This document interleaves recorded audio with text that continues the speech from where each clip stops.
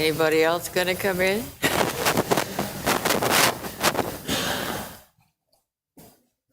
Good morning.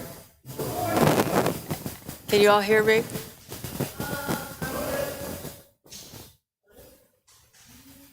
No. Okay. Is the mic working?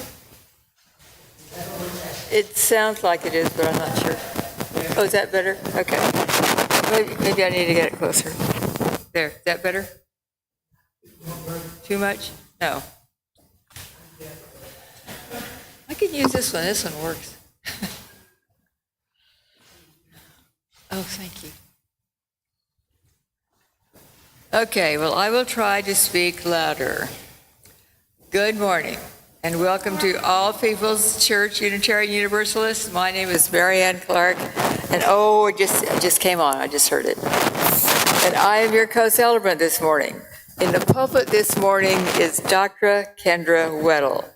As a scholar in residence at the North Haven Church in Dallas, Kendra's expertise includes spirituality, feminism and religion, biblical or theological reflections, intersections of Christianity and culture, and interfaith trends.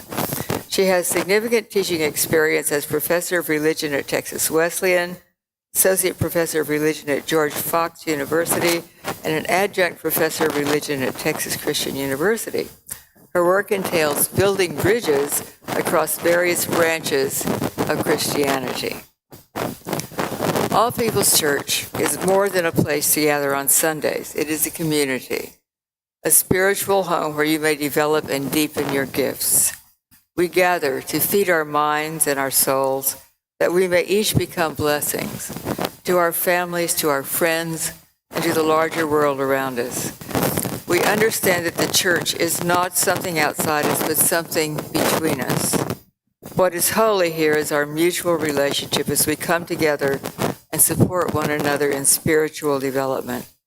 We especially welcome those who are visiting today. And I don't see a single visitor out there. That's really unusual.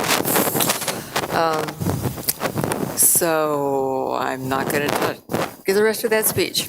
Okay, before we continue on to worship, there are a few announcements.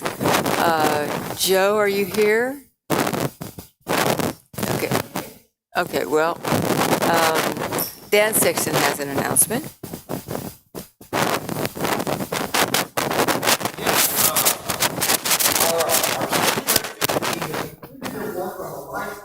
Wall, you can see that our scaffolding is down, but we need help.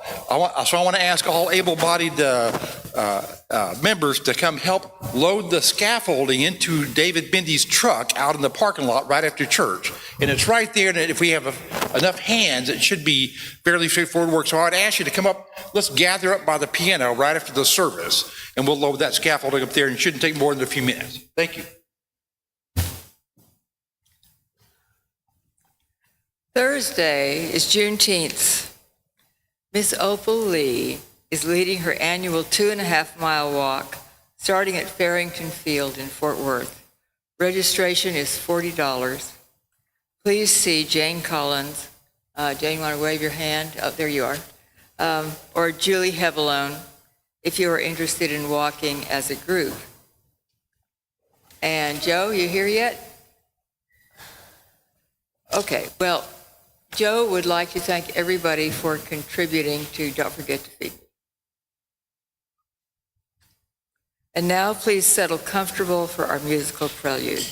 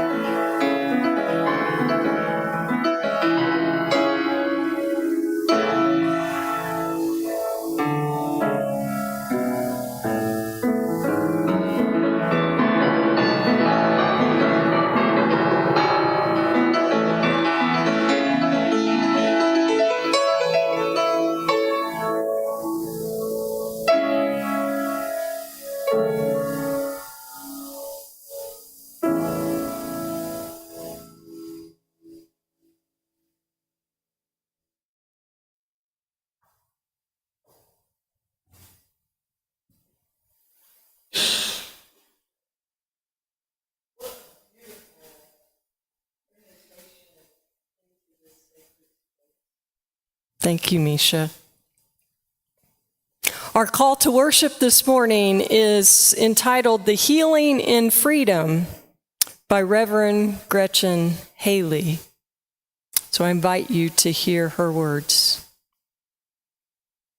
Freedom has a ring to it, a longing our bodies know without words. A movement away from everything small and scared. A waking up to possibility, healing backwards and forwards. Even now, we are beginning again, unafraid of this much mercy, tenderness, pleasure. We come to lean in, to learn the sound of liberation like the sound of our names, receiving and releasing. We come to be free for more than ourselves, to call love the greatest liberty, to sing of loyalty, courage, and kindness, to remember we are all doing the best that we can. Despair hasn't gotten us yet, nor overwhelm, which is a kind of miracle, surrounded as we are by this much beauty. Come, let us worship together. We invite you now to rise in body or spirit for the chalice lighting, the opening hymn, and spoken affirmation.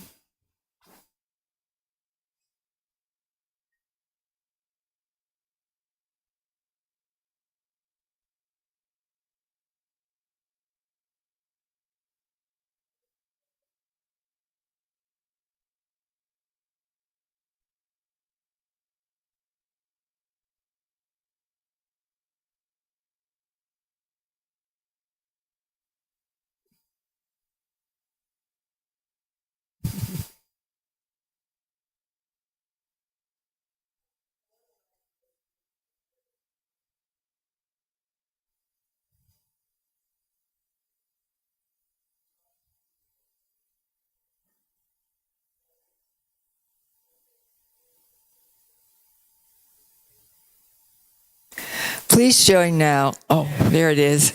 Please join now in singing our hymn of the month for June, number 1026. That's in the teal hymnal, If Every Woman in the World. 1026.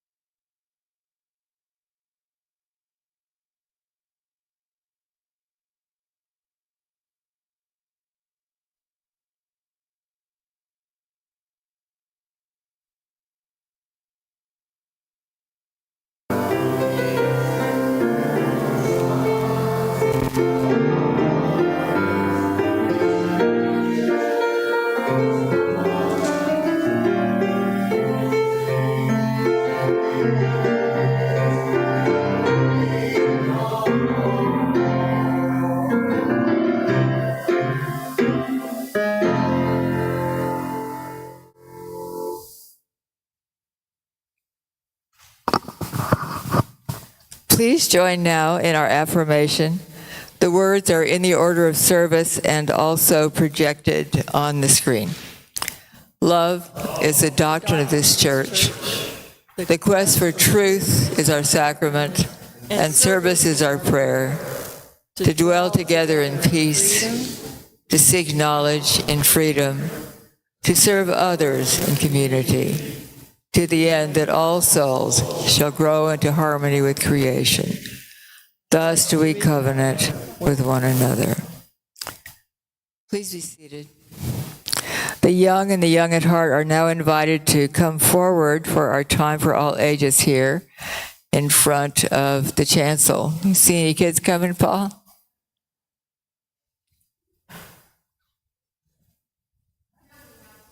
Lori said that we have a couple, so.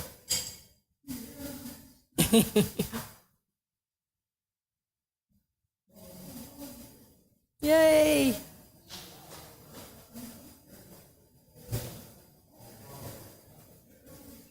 Hello? You want to come join me up here? Oh my goodness, thank you.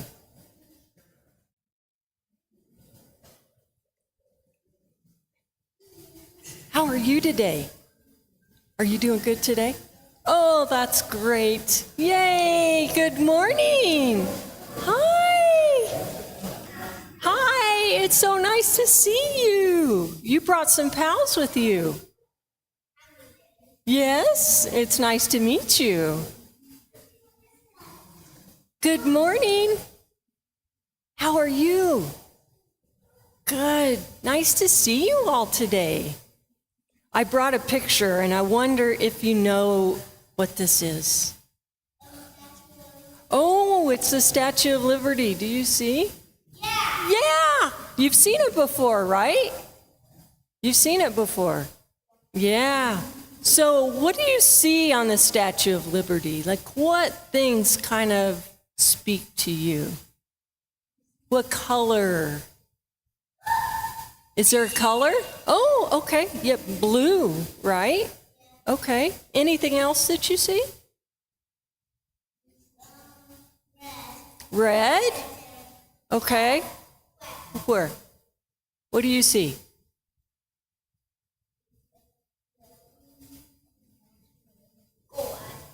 Oh, okay. You're right. Gold? Right here. Yeah, I saw that too. Do you know what that is? Do you know what this is right here? Fire. It is, right? It's a light. It's a light, right? Yeah. Have you ever thought about light and how it helps you to see? Yeah? Right? So like when it's dark, it's helpful if you can turn on a light or light a candle, right? And then you're able to see in the dark. Right? So I thought it might be helpful for us to think about light because you know what? Yes, it helps you to find something. And we can think of ourselves as light too. Did you know that? Have you ever thought about that? Have you thought how you can be a light in the world? You have thought about that, right? You are a bright light, I can tell. Right? So I wanted to suggest to us all, not only you, but the adults in this room too, that we all can be a light in this world. Right, so what would that mean? What would it mean for you to be a light? Would it mean like you might be friendly to other people? Yeah, right. What else might it include? Be friends, exactly. Maybe to be a helper.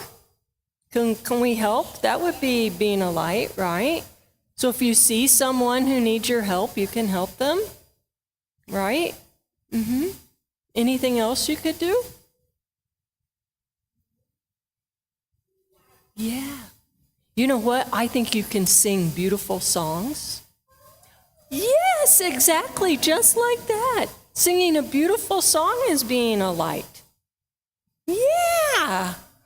So I'm going to encourage all of us to think of ways we can be a light today and every day after today. Does that sound okay? Yeah, okay. Thank you for spending a couple moments with me this morning. It was nice to see all of you, and we will all go and be a shine. Yes, you're right. There's a flag right there. Did you see the flag too? Yeah. Yeah. Exactly. That's right. Yay! So we'll go forth and we'll all be lights today, okay? Okay, thank you. Nice to see you all. Yes, a light in your heart. I love it. Okay, bye.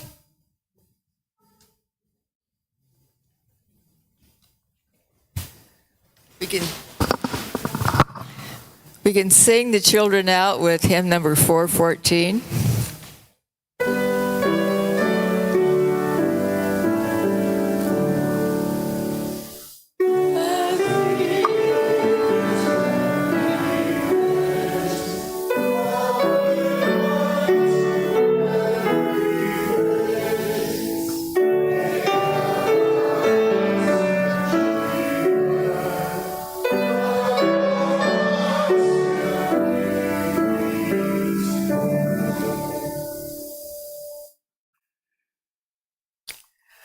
The offering we take each Sunday is an opportunity to recommit to this place and to these people. It is as much a ritual as singing together, lighting our chalice, or reciting our unison affirmation. It is a reminder of that form of love we call generosity. It is how we show that we believe it is important to worship together, to help our community, and to say yes to the values of our faith. It is our custom to share the undesignated cash offerings that are collected each week. We do this on a quarterly basis for a nonprofit or charitable organization. Our current Share the Plate recipient is the Underground, sponsored by Unbound Now, to help victims of human trafficking. If you prefer, donations can be made using a QR code that is on the back of the order of service. The offering will now be accepted. Will the ushers please come forward?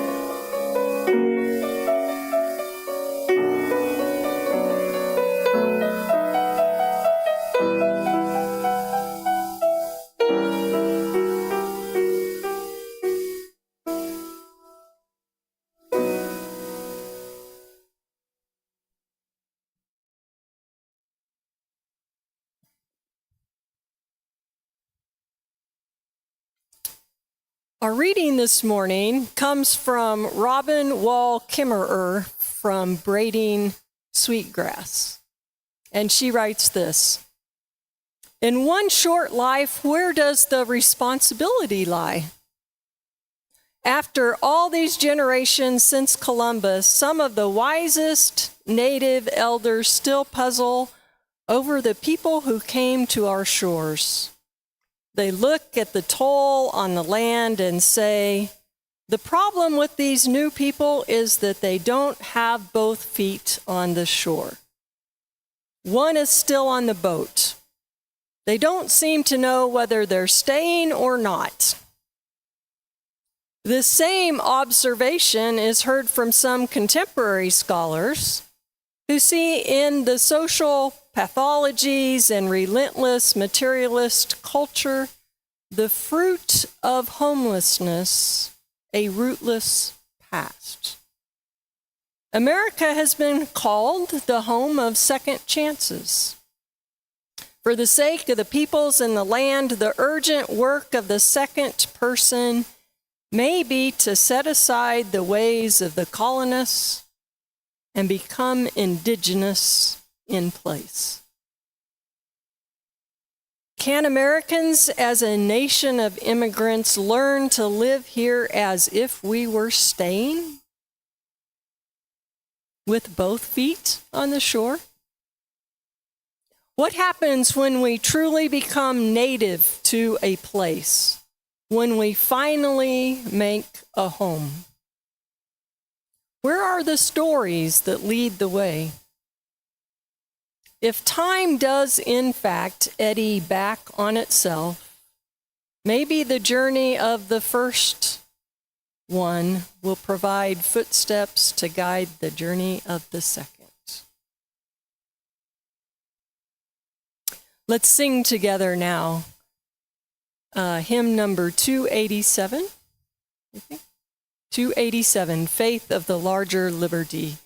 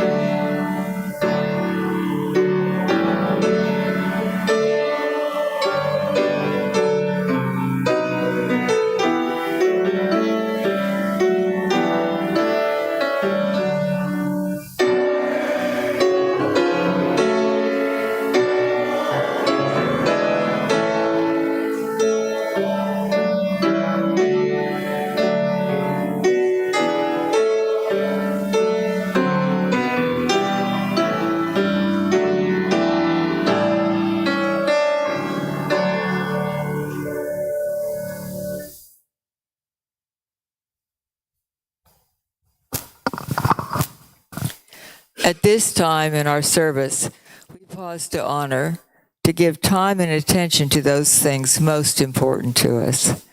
We gather here for healing and for peace in our hearts and in the world, and honor our time together with the shared stories and news from the congregation. Each week there is a journal outside in the sanctuary where you can write a message of memory or hope. We honor these messages by lighting 3 candles here next to our chalice. Also, at any time during our service, you are welcome to come forward and light a candle in our meditation center here at the side of the chancel. Today, from our book of Memory and Hope, we include the following. Roy Redmond is doing better. He is at Arbrook Plaza Rehabilitation and is ready for visitors. Arbrook Plaza Rehabilitation. That is very good news.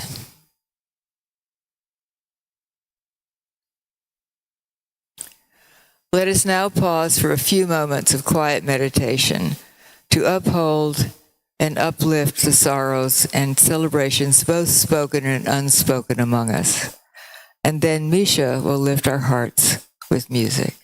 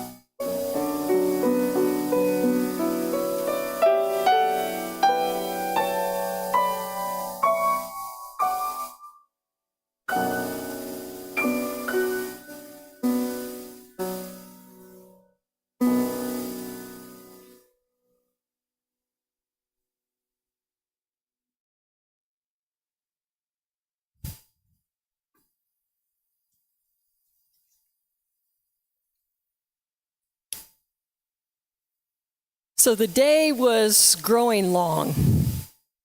I had been in the library for several hours, and my huge canvas Lands' End bag that I always took to the library with me while I was studying for my PhD was mostly empty. Sure, I had found a few books here and there, background material, but the primary sources I needed, nothing. I had abandoned going through the online catalog after sitting at the station for much longer than my allotted time. And now I was in the stacks, my neck cranked so that I could read the titles on the books as I frantically searched for anything that I thought might possibly help, and I was getting desperate. Eventually, I left the library that evening with little, and driving home from Waco to North Richland Hills, where I lived at the time, I was discouraged and anxious. My research paper was due in a couple of weeks, and I had no idea where to turn. I had taken on a difficult subject then. Difficult because, obviously, there wasn't much primary source material. The course I was taking was on Native American religions, and I had decided I wanted to learn what Native American women had to say about their religious traditions. This was before. There were women like Robin Kimmerer writing about their experiences. And in retrospect, I wonder what I was thinking. Study some oral cultures, basing your research on reading what they write. There's kind of a problem there.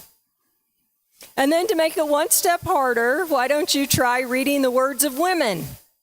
Not because they aren't valued in their cultures, but because we don't value them here. So I was distraught, pretty much in full-on panic by the time I reached home late that night. And then it was at some point later that it hit me.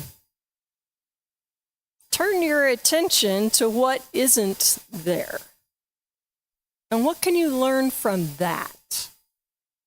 What emerges when you take seriously the empty spaces? And as it turns out, quite a bit. So let me just give you a couple nuggets, just so you know what I mean. For example, one reason there wasn't much in the way of Native American women's voices is that it wasn't lack of interest on the part of their culture, but on ours. So the silence I encountered indicated much less about them, but much more about us. Or another reason I found mostly silence when I looked at this area was because when we tend to study religion, we often focus on what happens in public. You know, the important stuff. Preachers, worship experiences, theology, public ritual, that stuff. And what goes on behind the scenes, often in the kitchen, we somehow think is secondary, less important. But it turns out when you look at Native cultures, that's where the important stuff happens. All of that to say that I have known what our theme is today for quite some time. And even though I've known for quite a while, this idea of freedom has been percolating in my head and giving me nothing but silence. And I have felt a little bit of that panic that I felt when trying to learn about Native American women. And in this case, it's not because there isn't a lot of stuff written, right? I think it's more that I feel like I'm watching this value slip away, and I am feeling very anxious about it. So what I want to share with you today is eventually what turned up in my head and my heart as I leaned into this void of what I'm feeling around freedom. You know, I recently read that our national anthem is the only one, or maybe one of a few, that poses a question. It's not making a statement, it's posing a question. It's subtle, this question, and I've never really thought about it too much, even though I've lived a long enough time that I've probably sung it over 1 million times.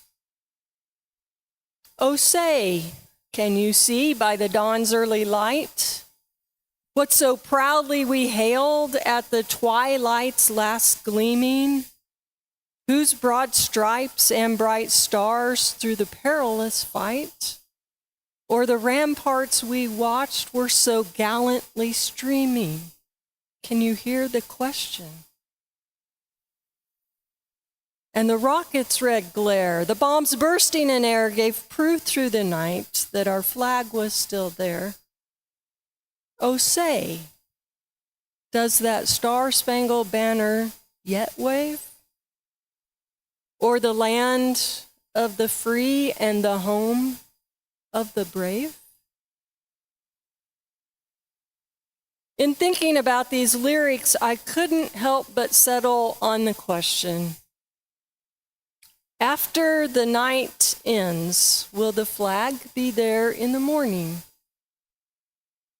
Now, we know this was penned by Francis Scott Key in 1814 after he witnessed the bombardment of Fort McHenry by the British Royal Navy during the War of 1812. And the day had been rainy, and there were bomb shells and rockets during the night. And it wasn't until the morning that Key caught sight of the large U.S. flag flying triumphantly over the fort. And so he was inspired to write this poem that we now sing. The flag signaled victory, but only after a long night.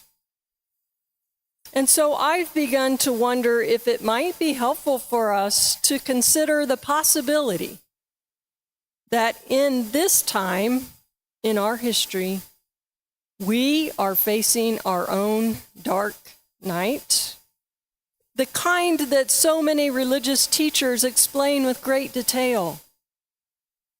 Could it be that if we listen to them, we might begin to find our footing?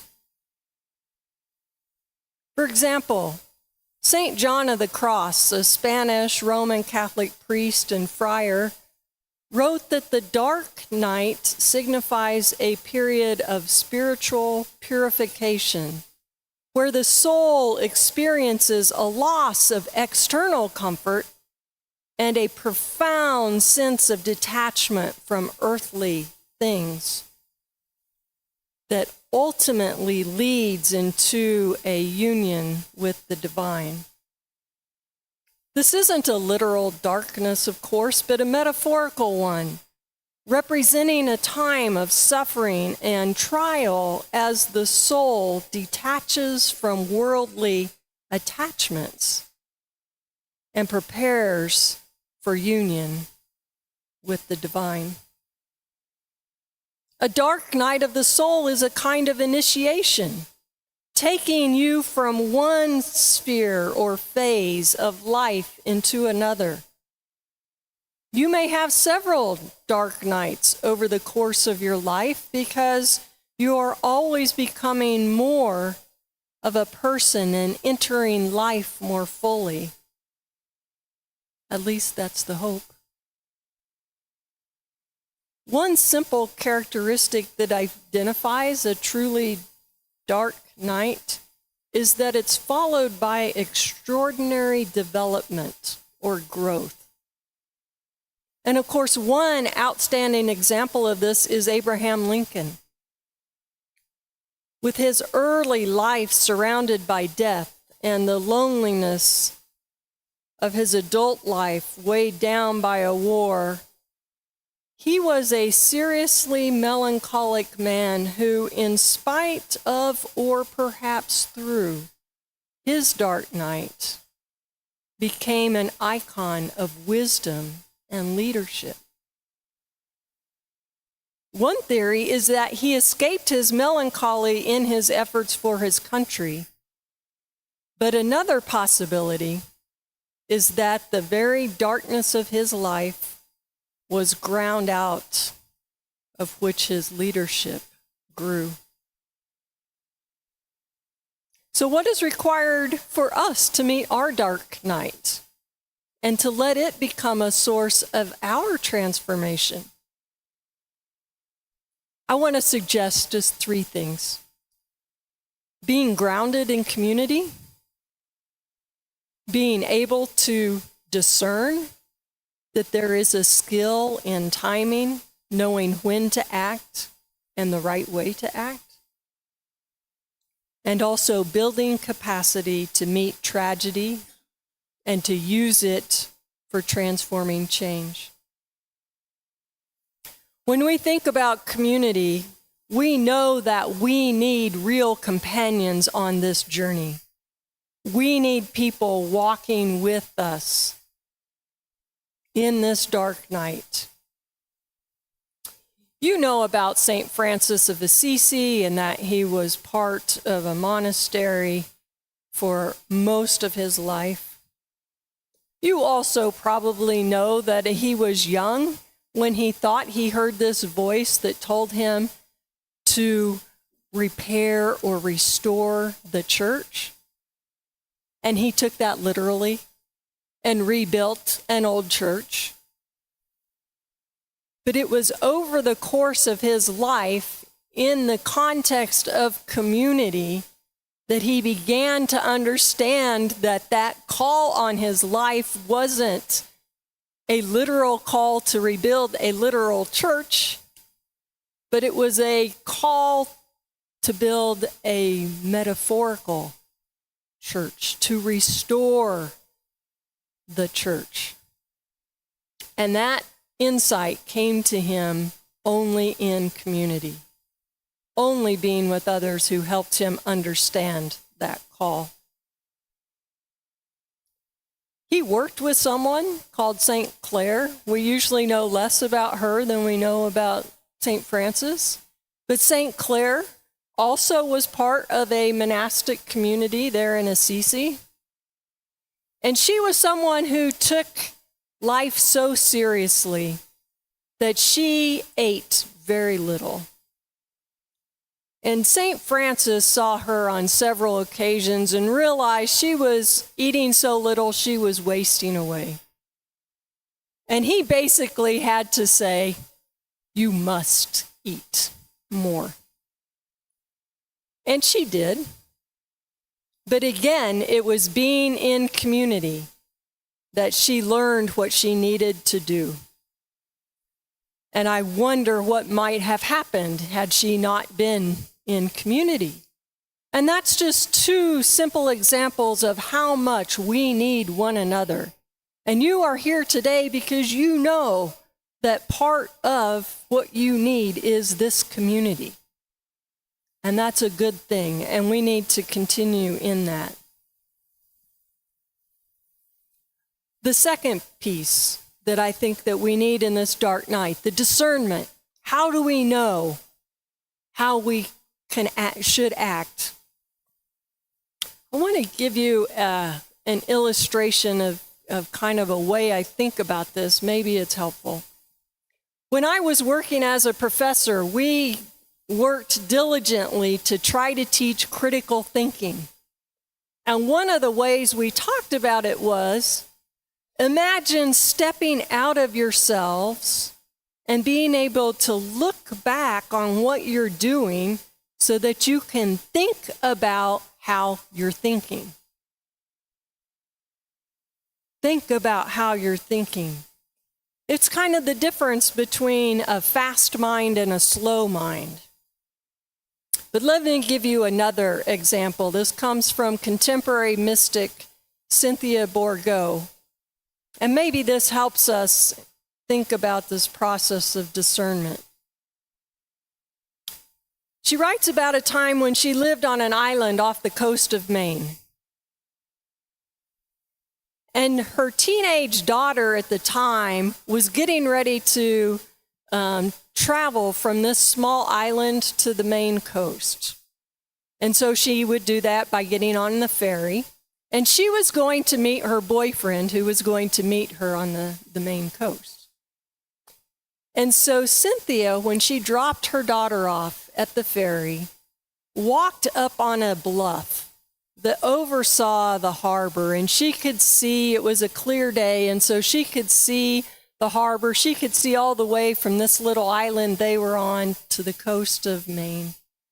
And from that bluff, she was able to watch her daughter get on the ferry, watched the ferry go across the harbor, could see her daughter move to the other end of the ferry, could see the boyfriend coming in the pickup to pick up her daughter. And I think that discernment is something like that in terms of thinking about this panoramic view. Can we begin to step back from this kind of perspective of just being on the ferry, just what we might see with our own eyes on the ferry, and think about being on a bluff, looking over our lives from that panoramic position, and from that place being able to make better decisions using our discernment. I think it takes time to learn to do this, but maybe this is a practice we could work on in this dark night. And let me suggest the last thing, this building capacity to meet tragedy and to be able to use it for transforming change. Are we up to this?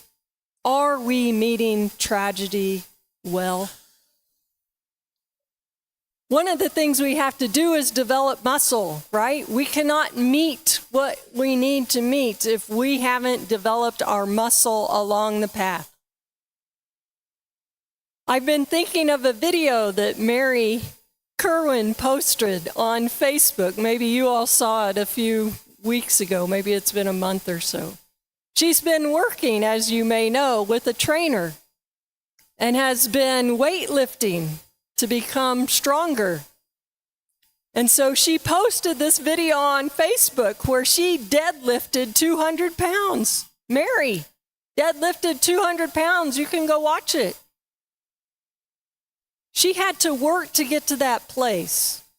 She had to put in the hours and the sweat, the determination, the practice to get to that place.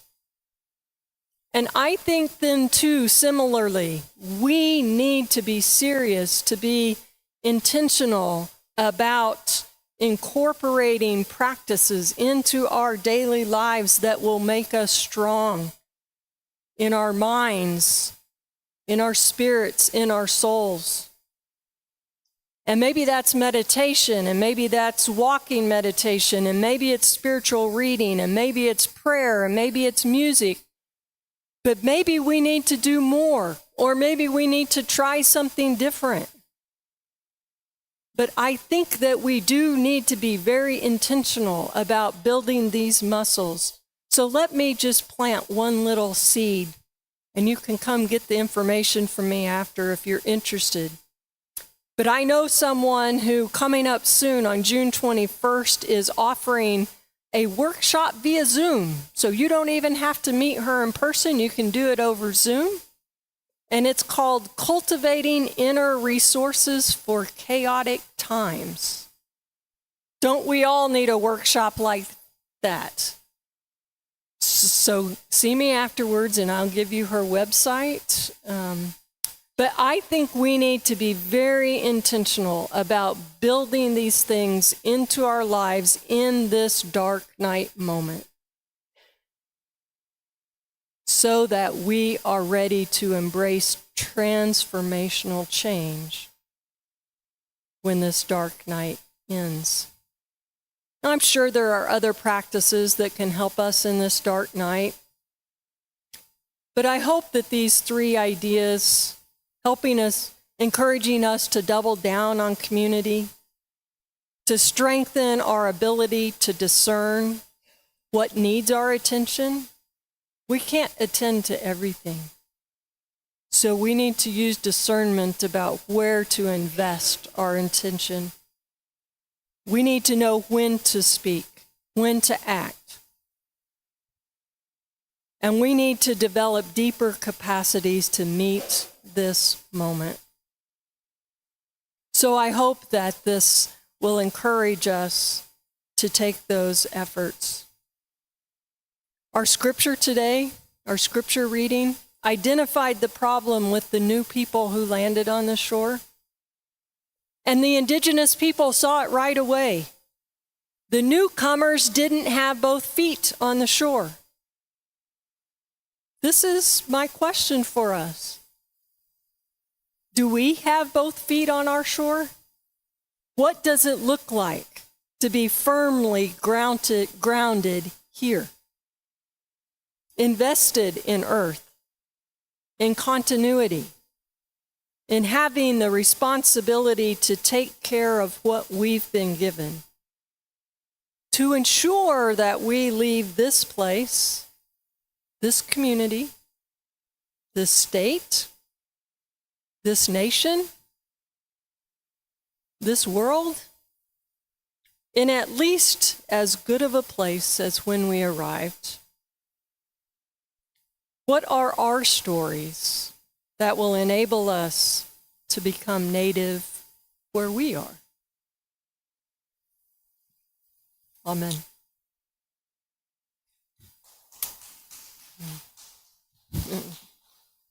I invite us now to stand together in body or spirit, and let's sing our closing hymn, number 1018. Come and go with me.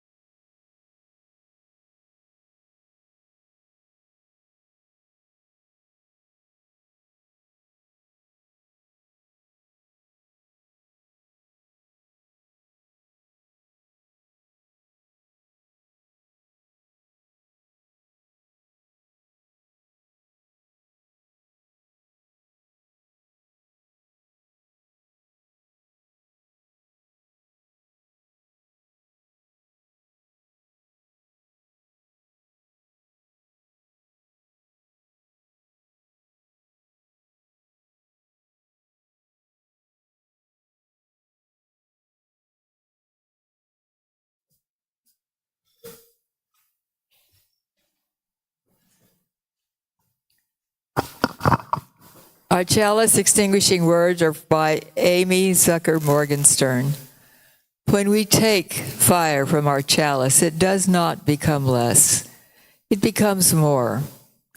And so we extinguish our chalice, but we take its light and warmth with us, multiplying their power by all of our lives and sharing it with the world. I invite you to stay for coffee and conversation following the benediction. Let's go from here and spread that light into a new morning. Amen.